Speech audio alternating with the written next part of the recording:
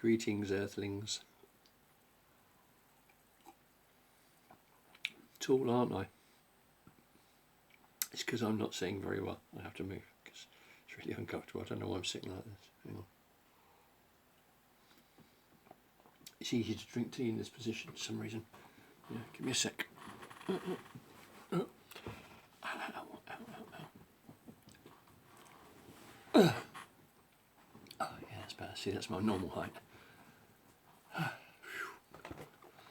Right. I haven't done one of these for ages because I haven't done other things.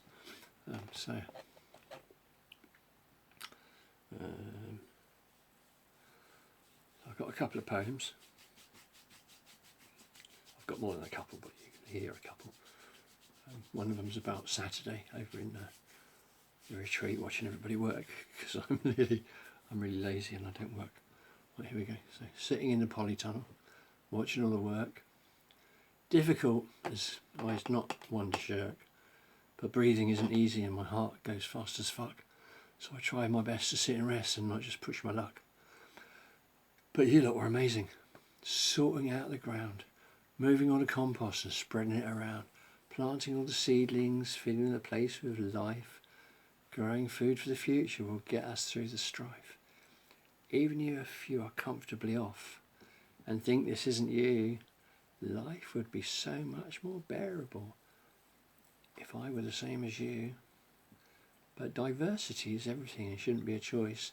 The perplexities could be endless when everything has a voice. Never mind our differences, I am the same as you. Another human being in this state-enlisted zoo. Babylon the mighty, Babylon the great, Babylon the master that puts food on our plate. So is food an addiction as well as an actual necessity, socially engineered perhaps to create present globesity? Whoever controls the food controls it all, or so I've been told.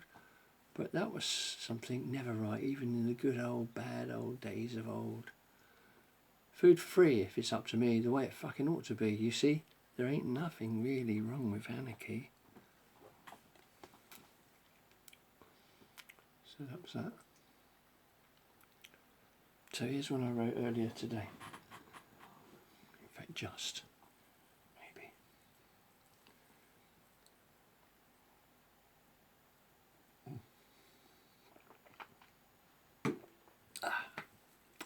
There we go. So what? Oh, it's called Eat the Rich. The other one was called, I don't know if it's got a name. Yeah, but this one's called Eat the Rich.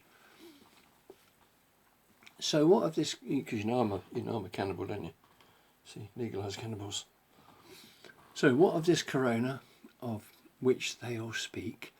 Has it had its day? Has it reached its peak? Did they mention a vaccine, mandatory injection, or is that just another form of baffling misdirection? Will they give us all trackers as part of this jab? Because a needle that big would leave quite a scab. I'll give you this next for you to be mulling. I believe they think our numbers need culling. Maybe I'm just spouting another conspiracy, all very possible after all, I'm out of warranty. Or perhaps I'm looking at the lesson of recent history. It don't really matter, we likes a little mystery. Social distance unless you're hunting. At weddings, it seems, less guests and more bunting. What's occurring in government is way more sinister with a lying, racist, homophobic Prime Minister. Brother and Bob, here's your head on a plate, stuffing the purses of family and mate. Oh, is this one of ours? Who bids a pound? If you think I'm joking, just stick around. I can't really see their logic, and their aim is not very clear, except to control us like slaves, using an inbuilt fear. Fear of the unknown is a human trait and a very powerful tool. When you speak out loud of this unknown fear, you may sound like a fool. So instead you keep quiet and follow along. Whether for them or rebel, it's still the same old song. I hear murmurs here and there and talk of revolution, but that just shuffles things around, so it's not a real solution. Change the very narrative right down to the core. Don't play that at their own game. Turn away. Ignore. In a capitalist society, everything is a shop. So give it away. Don't sell it and make that nonsense stop. When was it decided I'd work 8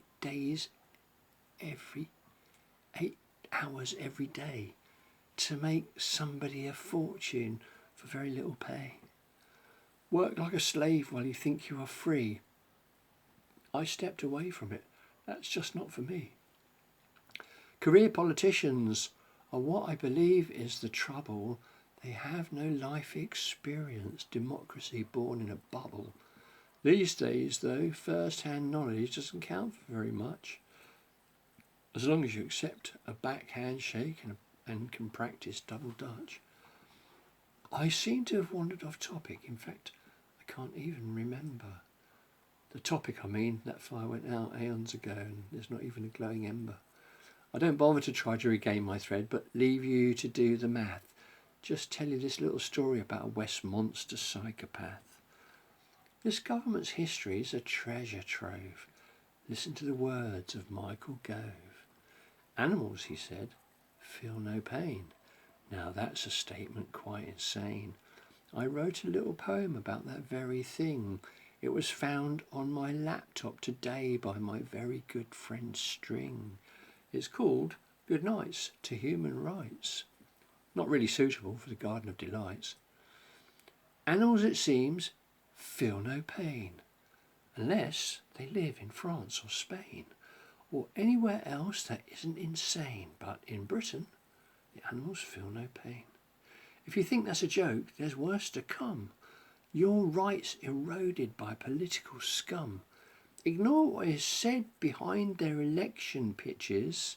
They'll do what they like without any hitches. The salesmen tell you when it's gone, and there go your rights, one by one. Hark at the sound of insidious laughter. A feudal system is what they are really after. They really don't listen to me or you. They were voted in and they'll do what they do. Back to the animals, who they say feel no pain. They consider us animals. We're one and the same. Eat the government.